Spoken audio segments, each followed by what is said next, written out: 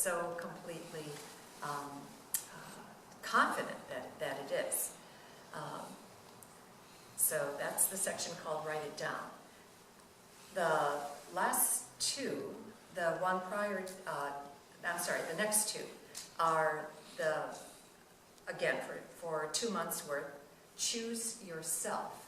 And in choosing yourself, the only thing that I wanted to say there was, I don't know how many of you experienced probably in high school, I don't know if they still do it, but when 2 captains were chosen and they were opposing teams, and then the captains got to choose who they wanted on their team. And I know that occasionally I'll counsel somebody who will make a statement and they say, I was always the last person chosen. And because obviously they were clumsy in gym, and they weren't the superstars and everything. The only thing I ever excelled in was volleyball. So, but at least I was good in one thing, but other than that, forget it. The climbing the rope was out of the question. Running just didn't make it for me. But the beauty of choosing yourself is it mirrors what A Course in Miracles states, and that is the section when you go to the last section of the book that talks about who are God's teachers. And the first statement that's written in there says, anyone who chooses to be one. Effectively, you choose yourself if you're going to want to be one of God's teachers. And this is one of the things that Wanda and I have always recognized is we seem to attract, at Rays of Healing, people who eventually become teachers. And so and we're very, very grateful for that. By the way, Marianne Williamson's running for Congress. Yeah. For Congress? I mentioned A Course in Miracles. She's running for Congress. Is she really? She announced last week. Yeah. Wonderful. I didn't hear that. Yeah. Fabulous. Marianne Williamson, who's like Return to Love. She's actually been credited with writing A Course in Miracles. She's not Foundation Centerpiece. Right, right. Because she referenced it so often in A Return to Love. She referenced it maybe 3 or 4 times on every page, so people really thought she wrote it. The last section, but thank you, Peg, for that information. That's great. The next section was called Cocoon, and this is the one that unfortunately I couldn't give last month. But cocoon just simply means if you're going to do the spiritual work, you have to do it by yourself. You can't. The only way I feel, there is an exception to this, the only way that I feel you can do it in a group is with something like this, where you're listening to spiritual words, or when you're in a group meditation. When I became a oneness blessing giver, that was one of the things that they did, is that they had, and I think right now they also, when you go to a session with them, they offer a beautiful meditation. As far as I'm concerned, that qualifies as cocooning, because you absolutely have to do the work, but you have to do it when you're in a very quiet space, in a meditative space.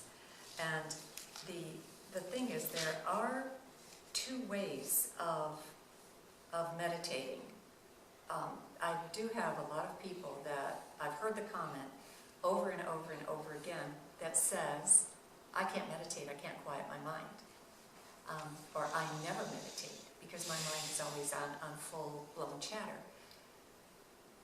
Then the only suggestion that I have for everybody is do a form of meditation called contemplation, where you take an object, whether it's a crystal, a piece of wood, it can be a match head, it can be a flower, it can be anything, a spoon that you love, a design. It can be anything that you can focus and concentrate on to the exclusion of other thoughts.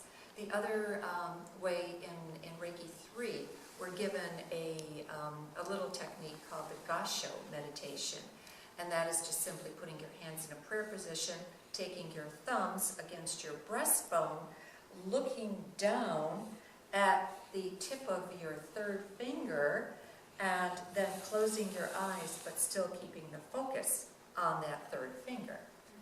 Somehow or other, the weight, the pressure of the thumbs against the breastbone and the focus of the third finger helps calm you down.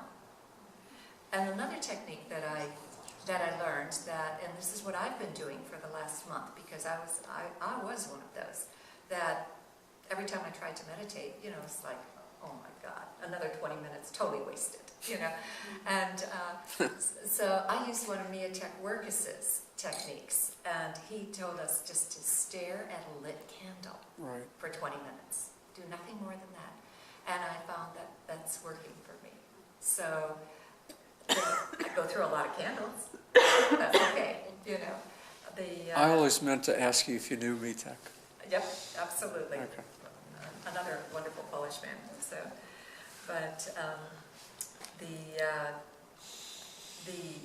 the beauty is that whatever it takes to quiet your mind, because I've done this now for a month, I've recognized that starting my day with 20 minutes of just emptiness is actually helping me run my day smoother, because my schedule sometimes is like, I give my husband what I'm going to do for the day, and he just kind of looks at me and shakes his head, and yet I don't feel that I'm as busy as I could be, but yet I know I'm busy, because there's very, very little free time in my life.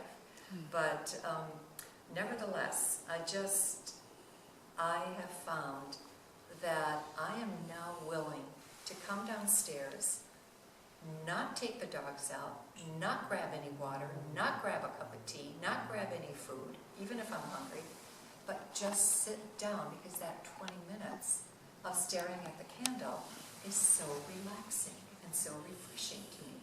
So I absolutely love it, and I've learned that I'm just very, very, very happy to start my day that way.